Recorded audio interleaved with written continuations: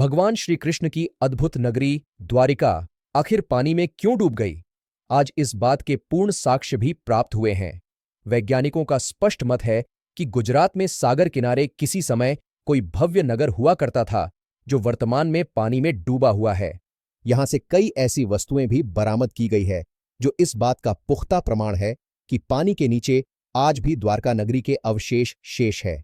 द्वारका नगरी के पानी में डूब जाने के पीछे विद्वानों ने मुख्य 2 कारण बताए हैं, जिनके बारे में हम चर्चा करने जा रहे हैं। महाभारत का युद्ध समाप्त हो गया और भगवान श्री कृष्ण पांडवों के साथ हस्तिनापुर की ओर प्रस्थान करने लगे। तब संजय ने गांधारी को बताया कि पांडुपुत्र हस्तिनापुर की ओर आ रहे हैं।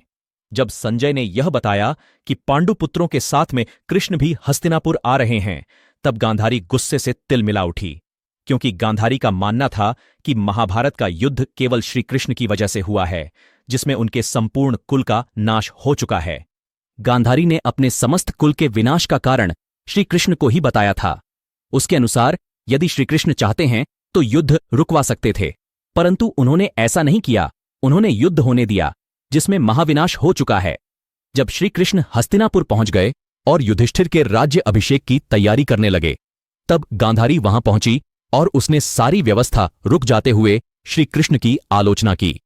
उसी क्षण रोते हुए गांधारी ने श्री कृष्ण को श्राप दिया कि जिस प्रकार से मेरे कुल के सभी मेरे पुत्र आपस में युद्ध करते हुए मारे गए और मेरे कुल का नाश हो गया, उसी प्रकार से हे ग्वाले, तुम्हारे कुल का भी नाश हो जाएगा।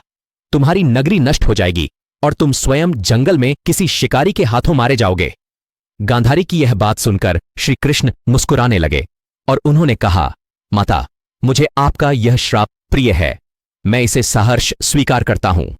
गांधारी रोने लगी और कुछ ही क्षण में उसे अपनी गलती का एहसास हुआ, लेकिन श्री कृष्ण ने गांधारी को समझाया कि माता के प्रसाद की भांति ही उन्हें यह श्राप प्रिय है। वहां खड़े सभी पांडु भाई रोने लगे कि माता गांधारी ने माधव को यह कैसा श्राप दे दिया है। कुछ समय बाद श्री कृष्ण ने हस्तिनापुर से प्रस्थान ले लिया। क्या था वास्तविक कारण? शास्त्रों में बताया गया है कि श्री कृष्ण स्वयं मां गांधारी के श्राप के इच्छुक थे, क्योंकि पृथ्वी पर धर्म स्थापना का श्री कृष्ण का उद्देश्य पूरा हो चुका था। उन्हें जल्द ही परमधाम लौटना था। महाभारत के युद्ध में सभी दुष्टों का विनाश हो चुका था। अब केवल वही लोग शेष थे जिनके हृदय में परमात्मा बसता था, और वे स्वयं धर्म की राह पर थे। लेकिन द्वारिका नगरी के लोगों ने महाभारत के युद्ध में भाग नहीं लिया था, जिस कारण से द्वारका में अभी भी वही पुराने रीति रिवाज चल रहे थे। वहां के लोगों में अभी धर्म स्थापना का कार्य होना बाकी था। इसलिए भगवान श्री कृष्ण ने गांधारी के श्राप के जरिए द्वारिका में धर्म स्थापना का निश्चय किया था।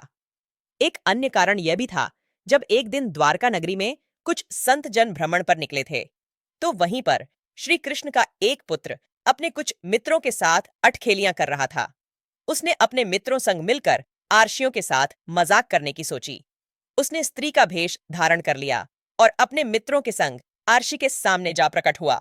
उसने आर्षि से कहा, मुनिवर, मुझे बताइए, मेरे गर्भ से क्या उत्पन्न होगा?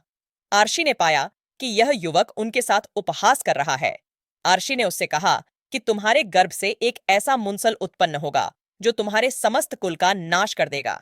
किसी की बात सुनकर तुरंत ही उसने क्षमा मांगी, परंतु फिर क्या लाभ? कुछ ही समय में ऐसा हुआ भी। श्री कृष्ण के पुत्र के गर्भ से एक लोहे का मुंसल उत्पन्न हुआ, जो थोड़े समय में अदृश्य हो गया। इसके पश्चात कुछ ही समय में गांधारी के श्राप का असर द्वारका नगरी पर दिखने लगा था। द्वारका में आए दिन अनहोनी घटनाएं घटनी प्रारंभ हो चुकी थीं। चूहों की संख्या इतनी ज्यादा बढ़ चुकी थी कि लोगों का जीना मुश्किल हो गया था। लोगों में आपसी द्वेष और झगड़े बढ़ चुके थे। द्वारकावासी तामसिक क्रियाओं में लीन रहने लगे थे। तत्पश्चात भगवान श्री कृष्ण ने अर्जुन को संदेश भिजवाया कि वह उसके नगर के कुछ लोगों को किसी सुरक्षित स्थान पर पहुंचा दें। अर्जुन श्री कृष्ण के निमंत्रण पर जल्दी ही द्वारिका पहुंचे। तब तक द्वारकावासियों ने आपस में लड़ लड़कर आधे कुटुंब का नाश कर दिया था। श्री कृष्ण के बेटे प्रद्युम्न की भी मृत्यु हो चुकी थी। भगवान बलराम ने भी अपने प्राण त्याग दिए और श्री कृष्ण किसी वन में जा बैठे, जहां पर एक शिकारी के तीर से उन्होंने भी अपनी देह त्याग दी। अगले ही दिन श्री कृष्ण के पिता वासुदेव ने भी अपनी 3 पत्नियों के साथ देह त्याग दी, जिसके बाद अर्जुन ने उनका अंतिम संस्कार किया। शेष सभी लोगों को अर्जुन अपने साथ इंद्रप्रस्थ ले गए और देखते ही देखते कुछ ही समय में अद्भुत द्वारिका नगरी अर्जुन की आंखों के सामने पानी में डूब गई।